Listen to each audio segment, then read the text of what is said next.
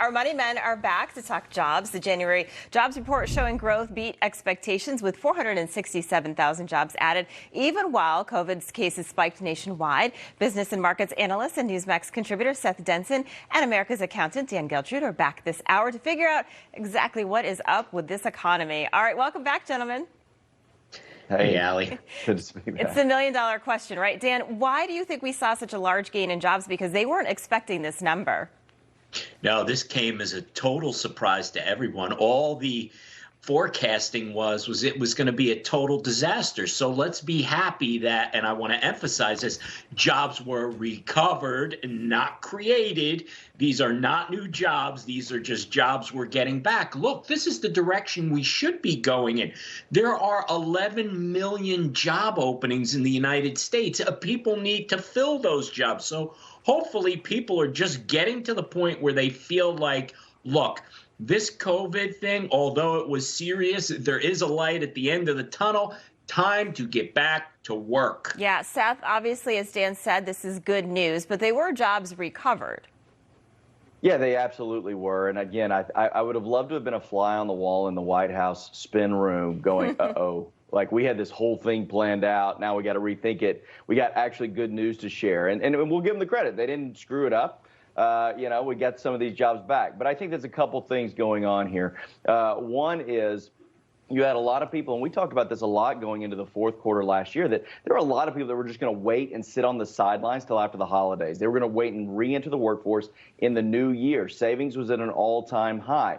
Now, the other thing, and this is something we got to be very cautious of and watch for, we had a record number of retirements that happened over the COVID season, as we will call it. And as a result, we really need to think about how we get new workforce into the market. As Dan alluded to, these are recovered jobs, not created jobs. We got a whole new era of workforce we got to get mobilized. Interesting. Yeah, that's a good point. So, Dan, getting those new workers, I know you own a business. I can imagine how tough it is to get people.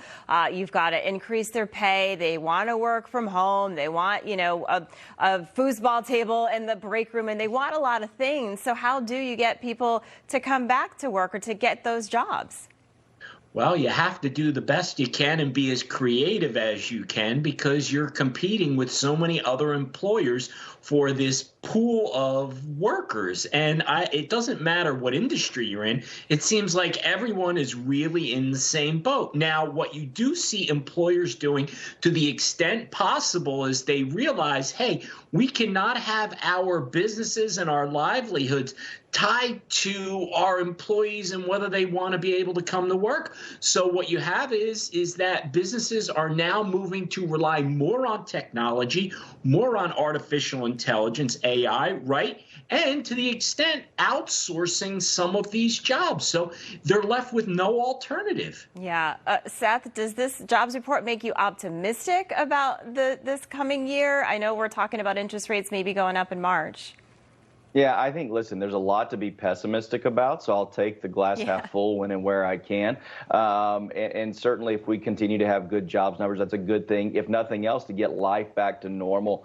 One thing we didn't talk about was COVID fatigue. I think a lot of people are jumping back into the workforce because, quite frankly, they're tired of sitting at home and realizing these variants each one is not as bad as the one before it from a deadly perspective. So I think that's part of it here. My hope is that we continue to get jobs, we get supply chains back on order, all of that, because if we don't, and we do have raising interest rates and continued inflation, boy, that's just going to compound the problem even more. Yeah, there I went pessimistic, honestly. I like being optimistic, right? All right. Well, thank you so much, Seth and Dan, and Seth, happy birthday to your beautiful wife tomorrow. Thanks so much, guys. I'll pass that along. All right.